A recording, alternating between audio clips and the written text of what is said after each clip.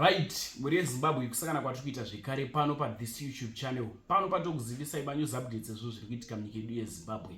Asi ndadzoka nambuya vakarira zve last week ndavatora one video vanga vakutsviriridza ma streets e social media. Mbuya Mandivamba avo vanoenda pasi pemvura vachinoudzwa mushonga wekushandisa. Mbuya Mandivamba makadii?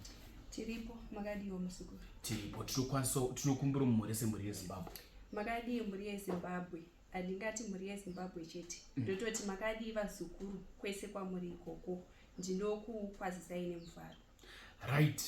Mbuya, tikona vanhu vari kufona vachinditenda vachiti hatirari pai pana mbuya wakagona wakaita basa muri kugona. Ichokwadi. Vazukuru vari kuuya. Vazukuru vari kupora. Handidi kunyepa ende vazukuru vari kupupura zvakanaka. Right. Mbuya Mandivamba tikuona mune gati ndisingazivi ndagonere shona. Zvii zvamuinazvo izvi? Iyi mishonga yandinotumwa nayo yandinobva nayo pasi pemvura. Mishonga inokwanisa kubatsira vazukuru matambudziko avo vachiyambuka. Right. Munokwanisa kutitsanangurirawo here muchiti paka brief kuti uyu unoshanda zvakati kana kuti uyu unonzi chii? Ndinokwanisa kukutsanangurira asi handingaipedze yese. Alright. Unoona mushonga uyu muzukuru uyu unonzi moyo mumwe. Unoshanda mudzimba dziya dziri kunetsa dziya. Kune varume vari kunzi vari kubuda panze kana kuti vakadzi vari kubuda panze. Hatichatauri chete kuti varume vari kubuda panze nekuti vakadzi vawandisa vari kuura. Uyu mushonga uyu unoshanda kubatanidza munhu. Unoshanda kuti munhu kana achihura anodzikama. Ona iwewe chete. Ndozvinoshanda mushonga uyu.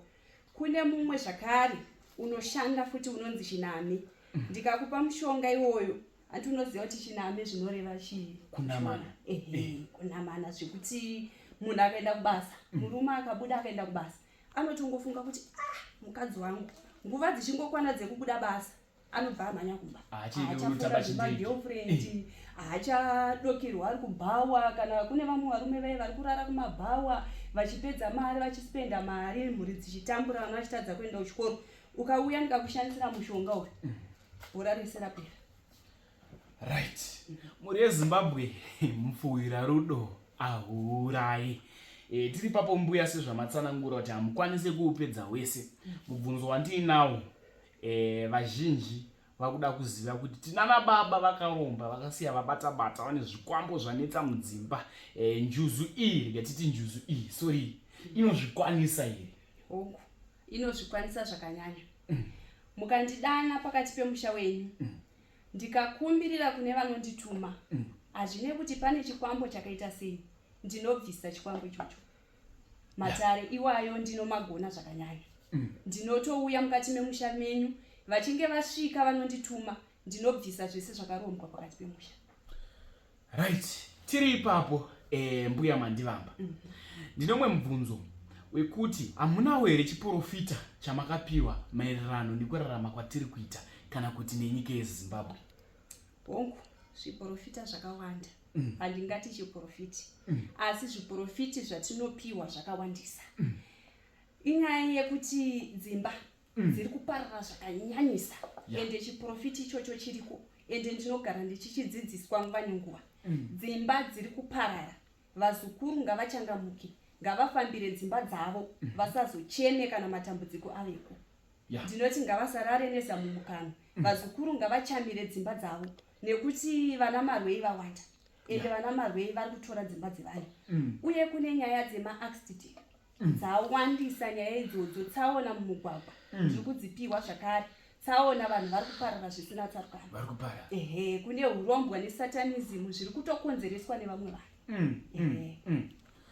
Right. Tanzwa zvakawanda kuna mbuya vedu vanjuzu vedu. Hamuna here amwe mashoko amunoda kupa mhuri yeZimbabwe tisati taenda hedu? Mashoko akawanda muzukuru.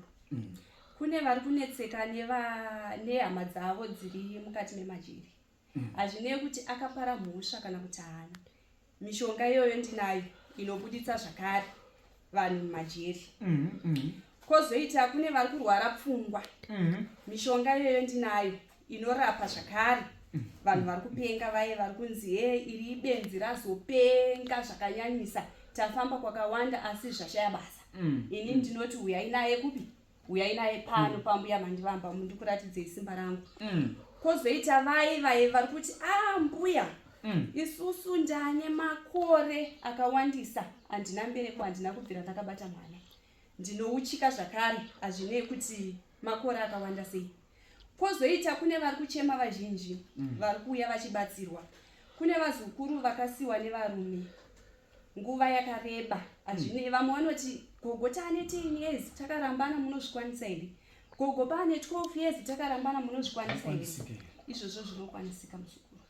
Handizvipe mbiri kana kuzvipembedza, asi ndinoti imbouya kwani kwambuya mandivamba umboona simba. Timboona. Ende handinei kuti muzukuru uri kupi. Kune vamwe vandinobatsira kuna UK, vanhu vachiyambuka. Usagare nedambudziko nekuda kwekuti ndiri kure nemunhu anondibatsira, saka ndogara nedambudziko rangu. Aiwa, ndikuti kwete kwete, uya ubatsirwe, kana kubatsirwa online, zvese izvozvo ndinoita. Kweta kukumbirira midzimu, kugadzira midzimu, machembere nemadziva, ndinogadzira zvakare. Muzukuru, pane nyaya dzevari kuchera kumakomba. Kune vanhu vari kubatsirika zvakanyanya, vari kuuya vachiti gogo toda kuitirwa zvemakomba. Inini ndinoti ndinosvika pagomba pako ndogadzira zvandinogadzira inini ndega. Mbuya, tisatienda kure, pamuri kuti makomba, vanhu vanoda kunzwisisa kuti chii chiri kumbodzi komba. Umwe ungozofunga kuti mugodhi wemvura. Vanoita zvemamaini. Ndinogadzira zvikare zvemamaini. Izvezvi ndakatobva kushamba kunogadzira zvemamaini. Izvezvi vari kufona vachitaura kuti mbuya mari yakaputira. Saka ndikuti vari kumakomba vaye munotenderwa zvenyu kubata mbuya mandivamba. Ndosvika panzvimbo penyu pamunoshavira muri, ndokukumbirirai, ndokugadzirai. Mungandibvumira kubata wani. Mbuya, takatarisa mushonga uyu.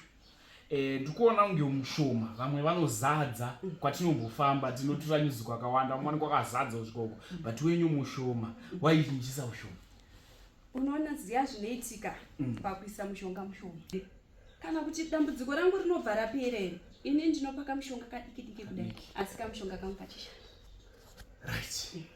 Remuromo hatisisina. Much love.